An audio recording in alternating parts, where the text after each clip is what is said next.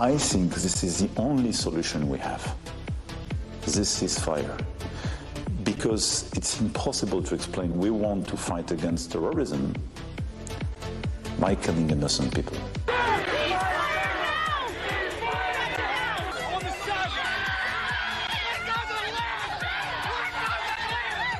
What I do feel powerful is to maybe do something about what's happening here. We stand with Israel. Well, these are what's going on now are ground operations, not bombardments. And as I've said before, we have seen far too many Palestinian civilians killed. And we have been urging Israel all along to do everything possible to minimize civilian casualties. The Israel-Hamas war has continued to simmer on all fronts this week, from Israeli forces storming Gaza's largest hospital to humanitarian concerns taking precedence for world leaders to dueling rallies and protests here in the U.S. Good evening. I'm Sam Brock in for Gadi Schwartz. And now today, the head of the Israel Defense Forces saying it is, quote, close to dismantling the military system in the northern Gaza Strip. Israeli troops have also been searching a number of hospitals in northern Gaza, claiming to have found Hamas tunnels and weaponry on the premises. The Israeli military remaining confident, as do White House officials, that Hamas is even operating underneath Gaza's largest hospital, Al-Shifa, in Gaza City. But they have presented no definitive evidence so far to back up that claim. The United Nations says that to this point, at least 1.6 million people have been displaced in Gaza and that civilians there are at risk of starvation. Health officials in Gaza say that more than 12,000 people have been killed in that territory since the start of the war. And now let's bring in NBC's Jay Gray live from Tel Aviv. Jay, what's the latest on the operations by Israeli forces and what has come out so far of these intensive hospital searches? Yeah, and Sam, the IDF chief of staff says that troops on the ground are expanding their mission, moving more to the south, and a lot of the fighting now in dense urban areas. They also say that a lot of the missile strikes from Hamas lately have come from the south, and so they're targeting those areas and trying to eliminate those threats. And they have a word of caution for so many who have moved to the south for safety, saying, and I'm quoting here, stay out of harm's way. And when you get to the hospitals, we know that special forces are still inside and still going through many of the hospitals. They've found weapons, they've found ammo, they've found technical infrastructure. What they haven't found at this point is any defined command and control centers, something that intelligence from both Israel and the U.S. has said are in some of these hospitals, though they say it's going to take some time to uncover those centers. Indeed. Still, obviously discordant to be finding weaponry at a hospital right now. We'll wait to see what else the IDF turns up. Jay, there are reports of some internet restoration in Gaza after fuel went in. So what more do we know on that? Yeah, interesting. The UN was able to get 2 tanker trucks in to deliver fuel, and a lot of that being used to restore internet, cell phone service, and things that have been out for more than 24 hours. Now, it won't last that long. That's not nearly enough fuel to do all that they need to do within Gaza as far as the infrastructure is concerned. But at least for now, they are back up and running. A short-term lifeline there for so many people who are struggling for just the basics. Jay, do we have any updates right now on hostage negotiations? And this sobering news we learned, of course, the IDF found 2 bodies, right, of hostages near the Al-Shifa hospital. Yeah, just outside the facility, a 65-year-old grandmother and a 19-year-old soldier. Both of the women's bodies have been returned to their families, but a tough discovery for those troops on the ground. Here's what we know about negotiations. They are continuing. Diplomats in Qatar acting as intermediaries between Hamas and Israel, with the U.S. on the sidelines of those talks. There continue to be sticking points over the number of days that fighting may cease for this to happen, and who will be released, how many hostages will be released. Right now, the indication is that women and children would be the first to be released if some kind of deal is made. There's been rumors that the deal is close, but again, a lot of those talks, as you would expect, are going on behind closed doors and not a lot of solid information on that. With hundreds of families waiting for any kind of breakthrough. Jay Gray from Tel Aviv for us. Thank you so much, Jay. And now an exclusive look at the Israeli officials who have been interrogating Hamas operatives looking for any information on those more than 200 hostages still being held. NBC's Raf Sanchez has the story. Israel's intelligence agencies failed to stop Hamas terrorists before they burst through the border fence to carry out their massacre. But in the days that followed, the Shin Bet, Israel's equivalent to the FBI, took on an urgent mission: interrogating Hamas suspects captured in the attack, racing for intelligence about the hostages and what Israeli forces would face inside Gaza. There is a clock above your head that is ticking. So this is the prisoner. Shalom Ben Hanan is a Shin Bet veteran. What's it like to sit like this with a man who you know massacred Israeli civilians? Sometimes you feel that you want maybe to kill him with your bare hands, but you do nothing, okay? And sometimes even the opposite. You have to connect to some dots in his personality. Israel releasing edited videos of the questioning, ammunition in a global information war. It's for the West. It's not for us. We're not showing their confessions or revealing their identities because we can't be sure whether they spoke under duress. We see some of the prisoners, bruises on their faces, marks on their wrist. Were they being tortured by Israel's security forces?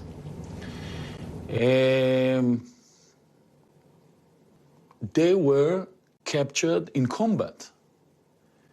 It wasn't a polite capture. There is no torture in Shabak interrogations. And it's possible those same Hamas suspects could be freed in exchange for the hostages. I asked that officer, how would it feel to watch the men he interrogated walk free? He said it would be a terrible feeling, but that he would understand if that was the price of bringing the hostages home. Raf Sanchez, thank you so much. Back at home now. And a scathing bipartisan report has led the House Ethics Committee chair to file a resolution to expel New York Republican Congressman George Santos. Now, the motion to kick Santos out of Congress describes, quote, his egregious violations of federal law, including using campaign money on Botox and OnlyFans. The report is getting traction on Capitol Hill, with new members from both parties joining the effort to oust Santos, clearing the way for a House vote after members return from the Thanksgiving break. NBC News Capitol Hill correspondent Ryan Nobles has more. Yes, Sam, this could really all come to a head after members of Congress return back here to Washington after the Thanksgiving holiday. We're starting to see a growing list of members of Congress, many of whom have not voted for expulsion resolutions as it relates to George Santos, now coming out and saying that this new damning ethics report has put them over the edge, and they now believe it is time for Santos to be expelled. Already there is an expulsion resolution on the floor, and it comes from Michael Guest, who is the chairman of the Ethics Committee. This is the person that basically led the investigation into Santos, so it does carry with it a degree of weight. And the other part of this is that the House Speaker, Mike Johnson, put out a statement yesterday basically giving any member of Congress a license to vote in favor of the expulsion.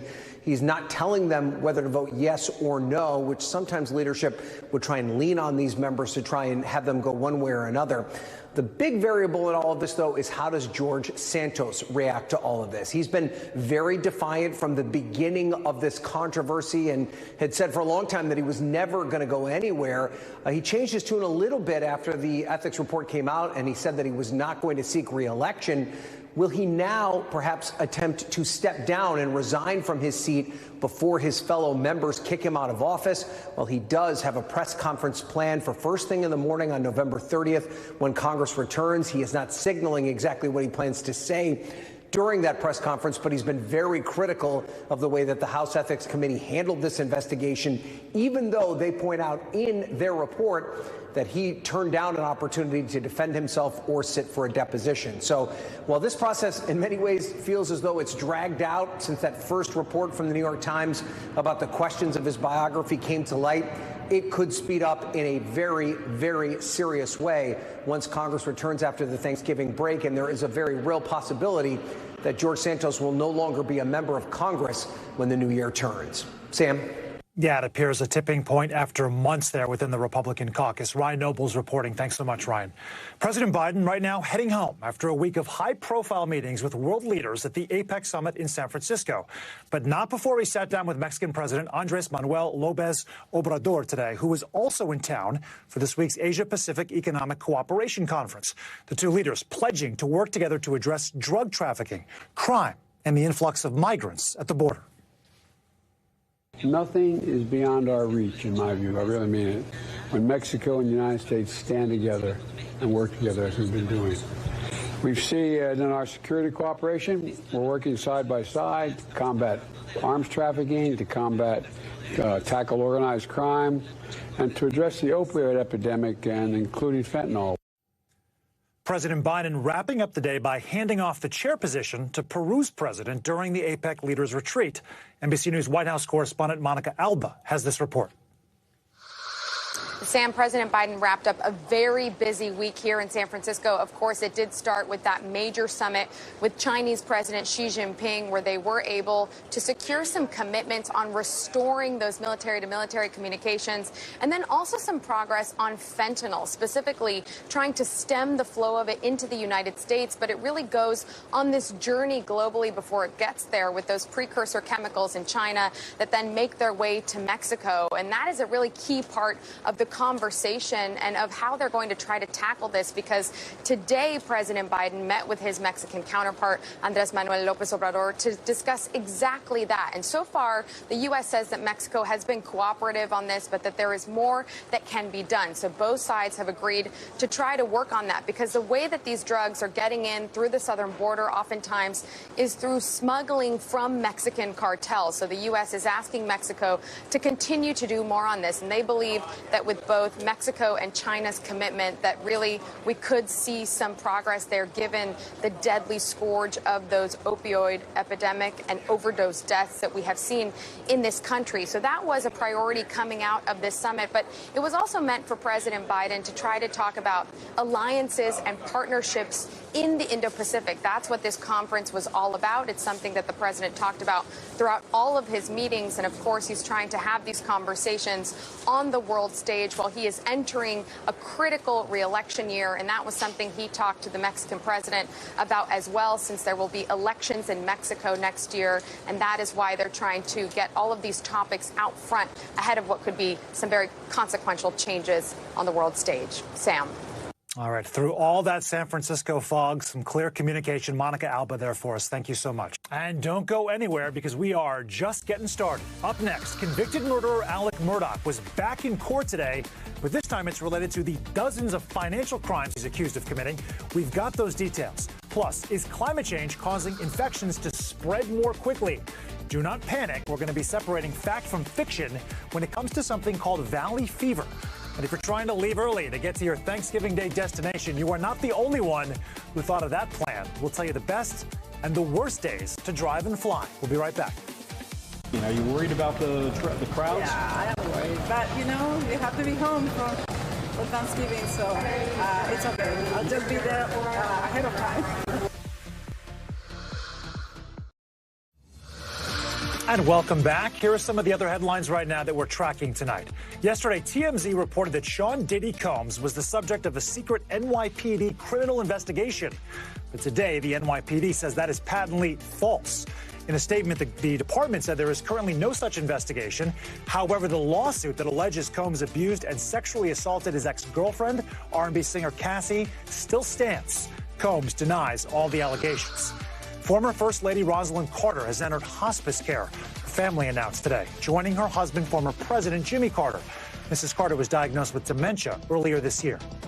Caitlin Armstrong was sentenced to 90 years in prison today for the murder of professional cyclist Mariah Mo Wilson.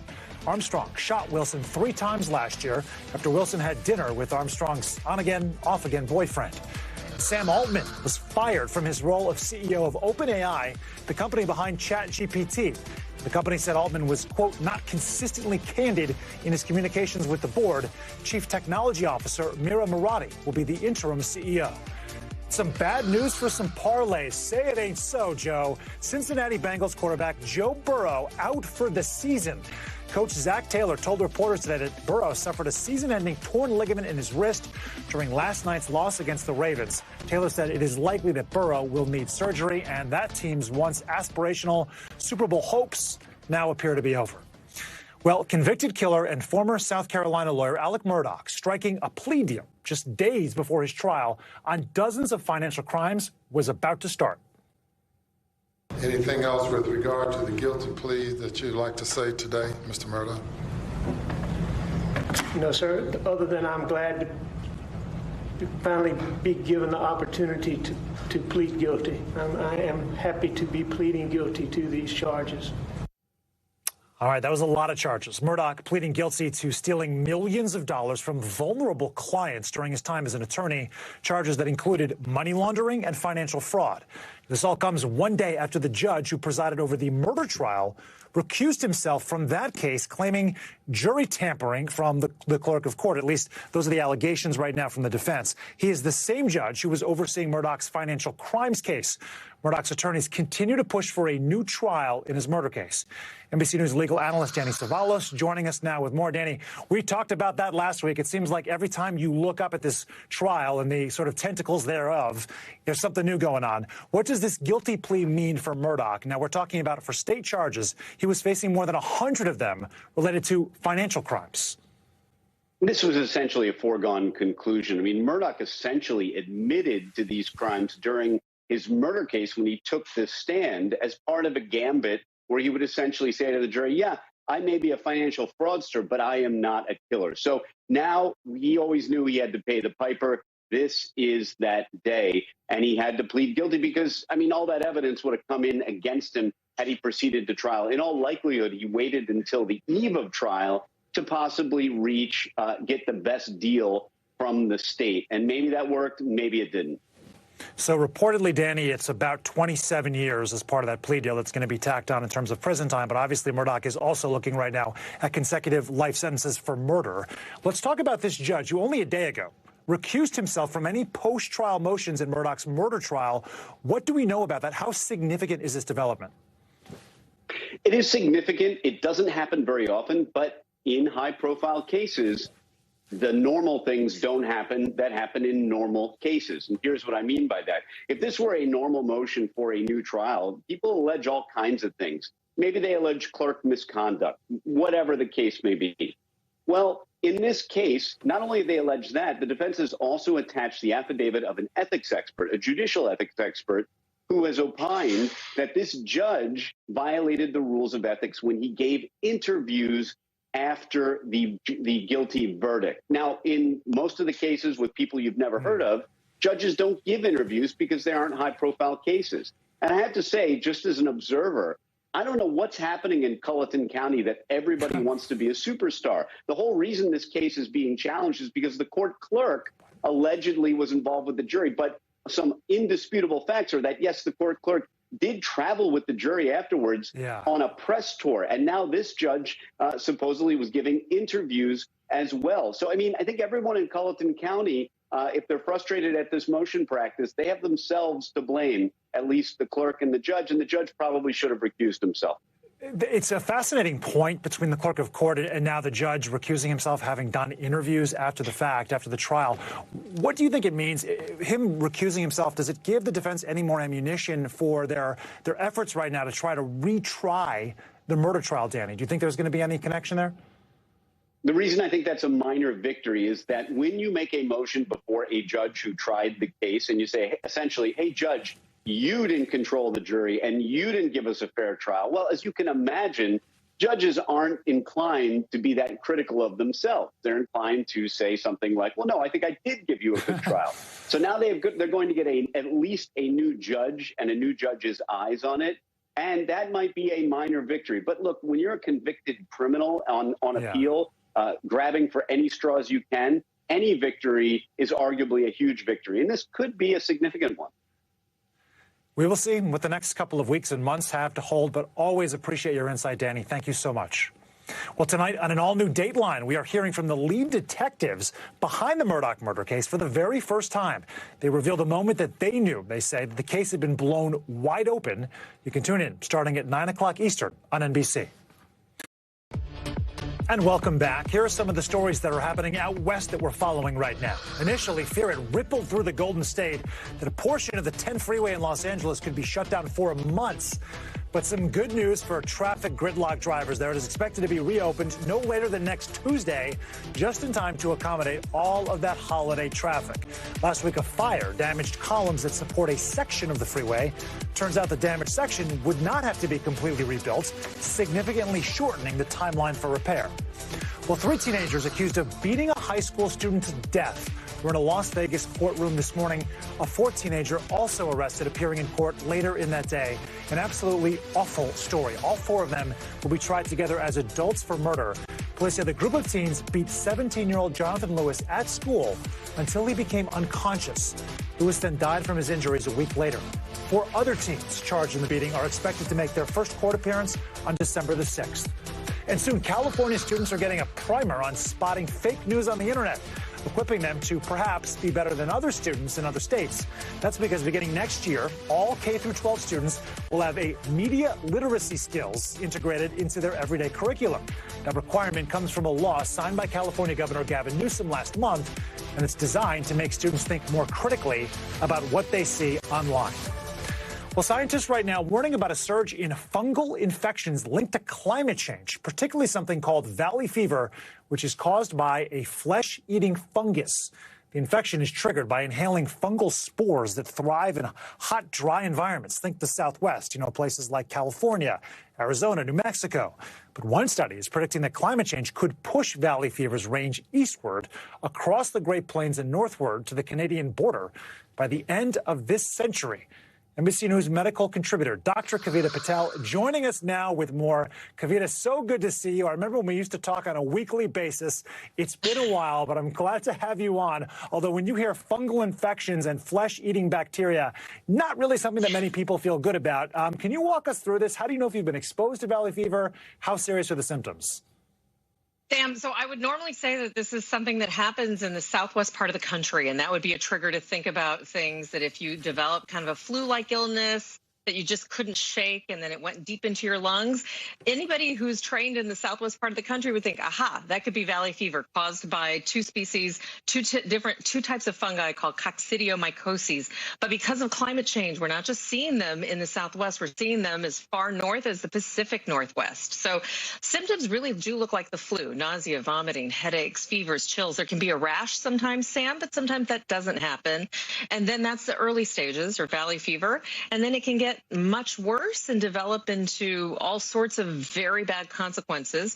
But there are tests for it. Doctors have to look for it. And there's treatment for it if you can catch it early enough. So that's good news.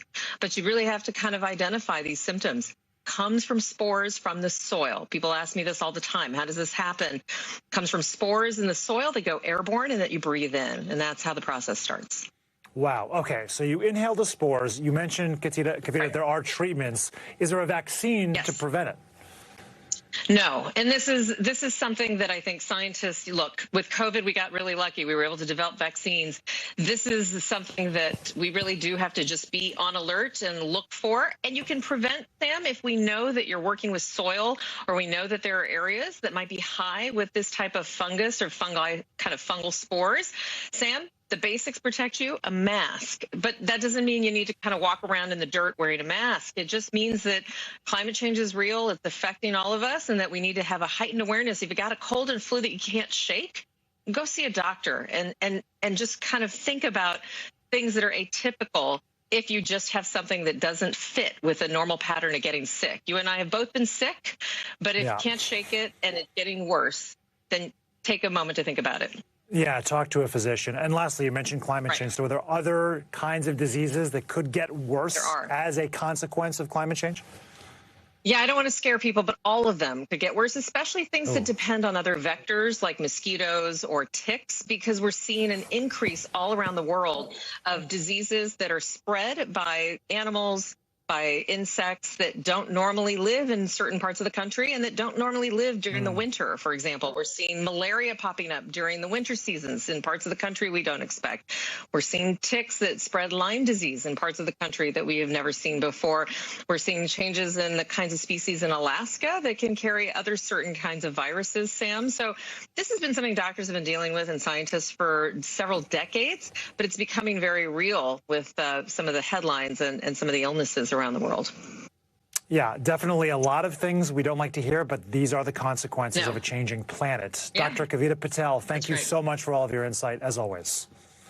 Take care. Well, to clear the air on that, you too. To clear the air on that, we have more rain, which is expected in Southern California after a short break there, as another storm system is now approaching off of the coast. NBC News meteorologist Bill Cairns joins us with a look at the forecast and whether, most importantly, it's going to stick around long enough to impact holiday travel. Bill? Oh, good evening to you, Sam. And this storm is going to be one we're going to be tracking for the next 5-6 days. It's going to plague people and their travel issues starting tonight and then going all the way through about Wednesday morning. So let me take you through it. You can see the huge cinnamon bun swirl here. This is our storm. It's actually been sitting off the coast for a couple days. Now it's beginning to really send a lot of moisture inland, even some heavier rain around Santa Barbara and the mountains there, potential for some flash flooding. So this will mostly be impacting through the night tonight and then as we go through the overnight. By the time we get to 9 a.m. Saturday, just some scattered showers left over. San Francisco northwards will be some of the steadier rains. Then as we go throughout the day, we'll watch some of the heavier rain moving into the Pacific Northwest with a different cold front. So we kind of got these two storms that'll plague the region, especially Saturday. By the time we get to Sunday, they kind of break apart as they move through the Intermountain West. One piece will bring some snow to the high elevations here, the Four Corner region. Other areas to the west, especially the northern Rockies, will get some snow. But much of California, Saturday's the issue. And then Sunday it improves. Pacific Northwest, kind of the same for you. So here's the rainfall totals. It does look like some of the mountainous areas here, as I mentioned, near Santa Barbara, 1 to 2 inches tonight. Northern portions here, the Sierra Mountain chain, and also north of San Francisco has the best chance of getting that 1 to 2 inches of rainfall. For L.A. and San Diego, some spotty rain, but less than about 1/4 to 1/2 inch. Snow levels are really high. This is a really warm system. So really, if they go to the Wasatch Range here, we will get some snow in this year. The highest peaks could get 6 to 12 inches, but again, it's way up there throughout, even higher than some of the passes. And then eventually, and this is welcome news, they've been needing some snow in the mountains of Colorado. You will get some as we go throughout this weekend. So here's the weekend outlook for everyone. The rain that we've been tracking all day throughout Pennsylvania and New York, that'll be exiting the Northeast Saturday morning. So the eastern half of the country, no issues, really dry, just kind of breezy. That rainy, windy conditions will be in the west. Then as we go through Sunday, the storm system that was in the west, some isolated strong storms late in the day, but the real problems begin with that storm on Tuesday. It picks up moisture from the Gulf. Tuesday's by far, if we're going to have the ripple effect with airports, Atlanta, Charlotte, Raleigh, D.C., Richmond, into New York Tuesday night. Areas of rain and windy conditions. And, of course, the west is fine. But, again, the ripple effects could have problems. By the time we get to Wednesday, though, kind of everything dries out and clears out. Just some lake effect snow. So you may be delayed on Tuesday getting to your destination.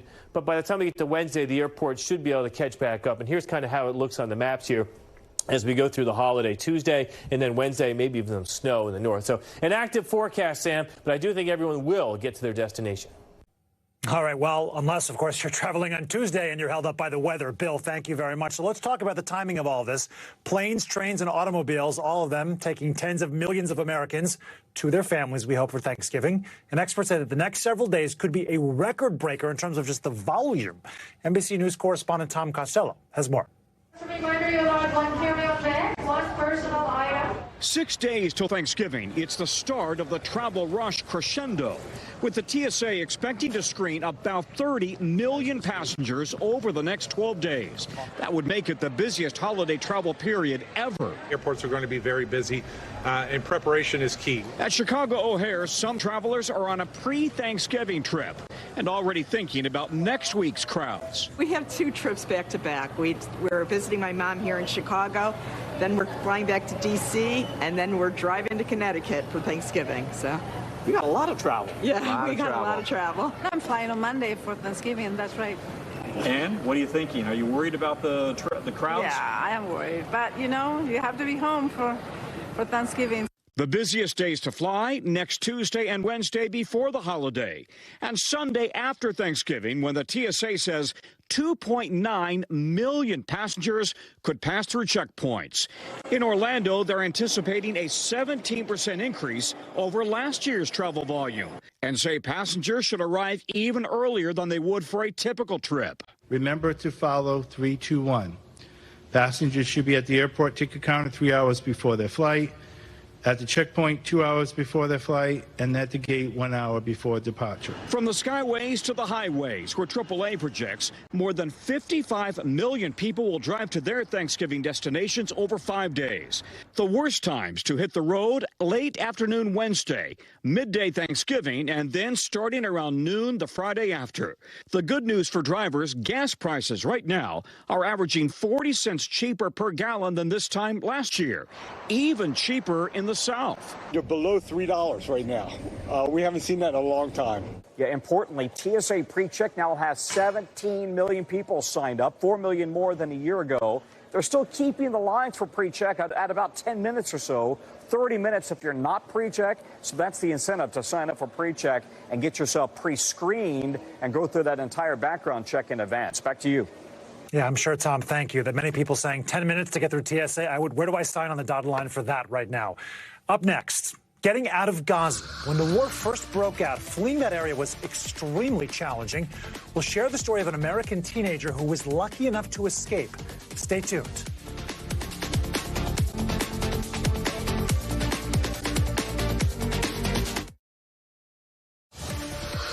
And welcome back. Let's take a quick look now around the world, starting in India, where 40 workers remain trapped in a collapsed highway tunnel for a 6th straight day. Last Sunday, part of the tunnel fell apart during a landslide.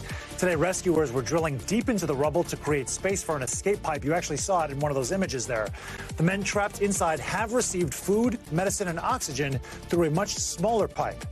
Over in the Philippines, a powerful undersea earthquake shook the southern parts of the country today.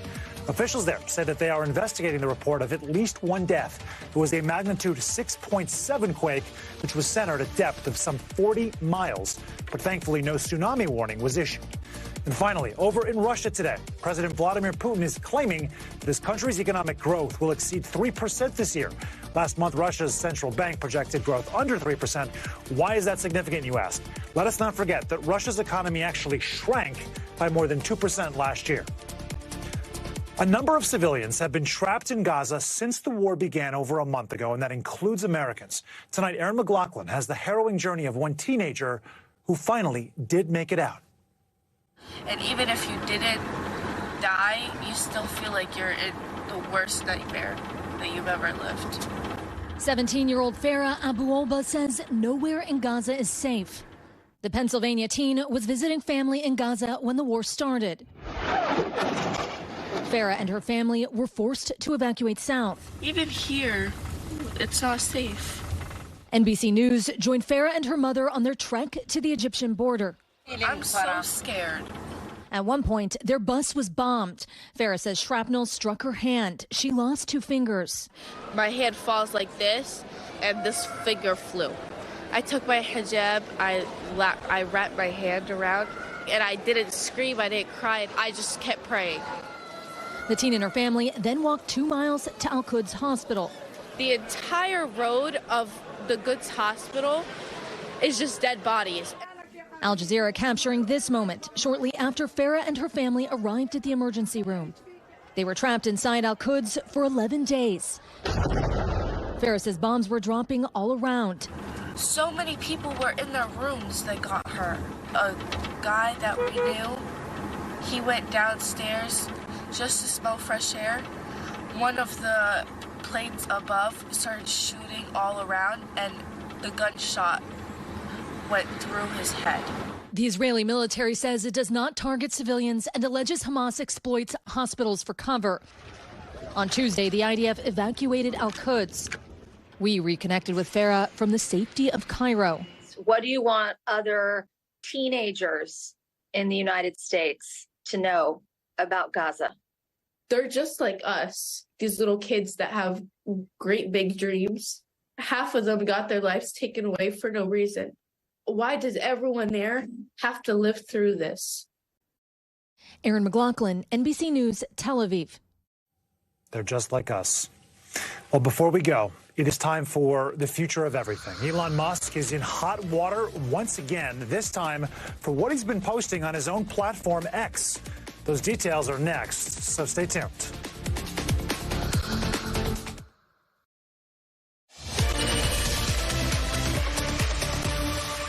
Welcome back. Tonight, in the future of everything, Elon Musk once again facing backlash over his posts on X, the platform that he owns, this time for supporting an anti-Semitic claim posted by another user.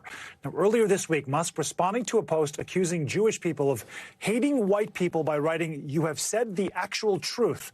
He followed that post up with directly criticizing the ADL, accusing the organization of pushing anti-white messaging. This is not the first time that Musk faces scrutiny over his posts, certainly. He even defended them in an interview with CNBC back in May. Take a listen. This is freedom of speech. I'm allowed to say what I want. You absolutely are, but I'm trying to understand why you do, because you have to know it puts you in the middle of the partisan divide in the country. It makes you a lightning rod for criticism. I mean, do you like that? People today saying he's an anti-Semite. I don't think you are. No, I'm definitely not. I'm like a pro-Semite. Okay, well, here we are again. Since Musk's latest post, some companies have started pulling advertising from X, and that includes IBM, Apple, and Lionsgate Entertainment, among others. Even the White House weighing in, condemning the post in a statement today, calling it an abhorrent promotion of anti-Semitic and racist hate. NBC's Jake Ward joining us now, taking a closer look at the fallout.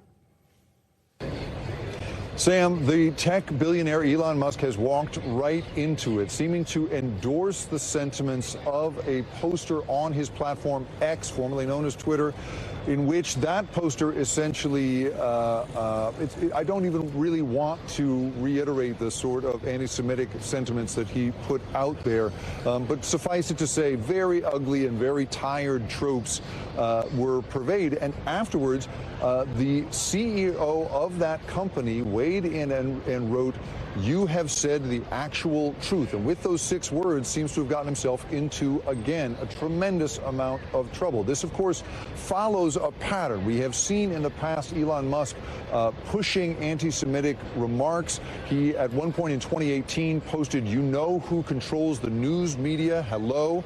He went on to then claim in a later tweet that he did not mean Jewish people. He meant instead simply the power holders in America. But the Anti-Defamation League, among many others, have pointed out over and over again that he basically trades in these tropes as a matter of, it's not clear, entertainment, politics. What is this? He has posted photographs of Hitler claiming that they are a joke. He has let the artist formerly known as Kanye West back onto his platform after his repeated anti-Semitic activities. And now here we are again. Now, Elon Musk went on in this same Twitter thread that has gotten into trouble here to critique the Anti-Defamation League, with whom he has a years-long running feud. He accuses that organization of having cost his organization an extraordinary amount of money. But of course, this time it is his words that are costing him money. IBM and the European Commission have both said that they will pull advertising from the platform going forward. They say that they cannot have anything to do with this. And Elon Musk is now in trouble with the White House, which put out a statement which said, among many other things, that these sentiments in this are abhorrent. They specifically called him out. And important to note here, Sam, that this is someone with whom the White House has a relationship. Elon Musk runs the company that is the top private provider of transportation into space for the United States, and he runs the company that owns the single largest constellation of communication satellites in the world. And so a very complicated moment in which this multi-billionaire tech CEO has again walked into anti-Semitic tropes and gotten himself into trouble. Sam? Jake Ward, thank you so much for that breakdown. Well, we are following breaking news right now out of New Hampshire, where a gunman opened fire at a psychiatric hospital. As we take a look at the images right now, police say that one person was killed in the lobby of the hospital and that the gunman was fatally shot by a state trooper. All this happening around 3:30 this afternoon in Concord, New Hampshire. All patients in the hospital were safe, and no other information about the shooter or their motive has been released, as police right now continuing their investigation under nightfall. We will continue to monitor this developing story. Well, we know the expense of housing and how critically and difficult that can be for so many professions, including teachers, who are having to break the bank to just afford a place to live. But in Aspen, Colorado, high school students there are quite literally building a solution for teachers who have been priced out. NBC's Valerie Castro has the full story. In the heart of the Rocky Mountains, a house is taking shape. We're just going to nail them in bit by bit. The master builders, high school students in Aspen, Colorado. Seeing the walls actually come up in the first place, that was really cool to see. Their instructor, John Fisher. And this next piece of siding. The project is more than a hands-on learning tool. This 190-square-foot tiny home will one day house a teacher from this very district. Where would you sleep? So you're going to sleep in the loft. Okay. You're to be able to lay down and not raise up and hit your head. An answer to the need for more affordable housing. Aspen is a billionaire's playground. The median home listing price around $3 million. But properties like this easily go for much more, pricing out teachers with a starting base pay here of just over $50,000. If they didn't have that affordable housing, yes, would you be teaching here? Oh, I would not be teaching here if they did not have the affordable housing, because the first question I asked during my interview was, is there housing available? The tiny homes are still in the works, but 37% of Aspen School District employees do live in other district-provided housing and apartments, like journalism teacher Kimberly Zimmer. That was the game changer, because there is absolutely nowhere, like, I would never have been able to break into this community. And that's the point of the tiny dwellings. You've heard of starter homes. Well, consider these starter rentals. If you're spending more than half of your income as a teacher on your place to live, that's not viable. And that's the situation for a lot of our educators here. Scott Cooper works on the board that oversees the project, gathering grant money and donations to pay for construction materials and tools. And Aspen teachers are not alone. Across the country, renting even a one-bedroom is a stretch for teachers in a slew of cities, according to the National Council on Teacher Quality. The least affordable school districts, San Francisco, Portland, and San Diego, where starting teachers would pay more than 40% of their salaries for the average rental. New York, Boston, and D.C. not far behind. That's driving some districts to fund affordable housing developments, popping up in places like New Mexico, Texas, and Arizona. The Chino Valley Unified School District north of Phoenix also opted for tiny homes, and the country's second largest teachers union opened this affordable housing for teachers in West Virginia. Back in Colorado, 4x4. Students who work on the homes learn trade skills and in some cases can also earn college credit. In just a few months, when this is all completed, more than 50 students will have had a hand in the design, construction, and finishing touches on this tiny home. And then on the back, you have a window. Senior Jonathan Kelly works to fine-tune the blueprints for another tiny home. Is this something you're interested in as a career? Yeah, I'd like to go into architecture. A tiny blueprint building a foundation for a big career and a place for a teacher to call home.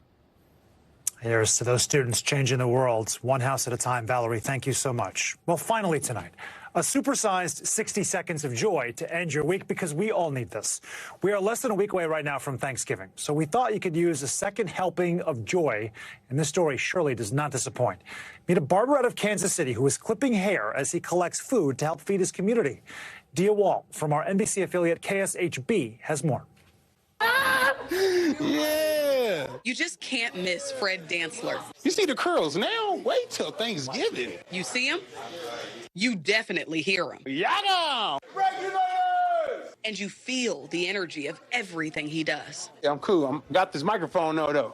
I'm gonna hit you back. He's got that microphone on because he wants to share the story of his Feed KC food drive with me. 2020, COVID hit us pretty hard, so we were only able to feed 12 families. At that time, I was like, okay, we just got to keep pushing this every year and try to take off with it. 2021, we ended up feeding 27 families. 2022, we hit 96 families, and this year, we hit 150, so it's been fire. He got started back in 2018 around his family's Thanksgiving table. I was sitting there, I'm like, dang, I'm looking around and watching everybody open foil, and I'm like, man, this family's out here that ain't got nothing to eat. So he decided to change that by going big. After all, that's who he is. We gonna provide the turkeys, the cake mix, the butter, eggs, everything that they need to cook meals at home for their families. And this week, all of his scheduled clients got a text. No turkeys, no cuts. So I was not cutting no hair if you didn't walk in with that bird and not a Cornish hen. I want them big birds. Fred is giving up his salary this week to ensure 150 family tables in his community are full for Thanksgiving. I thought it was just amazing. I didn't think it was for real. So I was like, sure, I want to make sure that I'm here. A couple days ago, I'm posting on all my social media like, hey, guys, we need 133 gallons of Hawaiian Punch. Can you Cash App or go get it yourself, whatever, and Cash App blows up. I went and got all 133 in my two-door car and put them all in there like it's. We all loaded these boxes up, so these boxes are actually ready to go to the families. Donations are still coming through the door to bring more holiday plates to people who really need them. A character there with an appetite for helping people, an incredible story. Thank you so much to Dia Wall for that report. That is going to do it for us tonight on the eve of this holiday weekend. I'm Sam Brock. I will see you Monday, but until then, or Gadi will see you Monday, or one of my colleagues will see you Monday. Until then, stay tuned.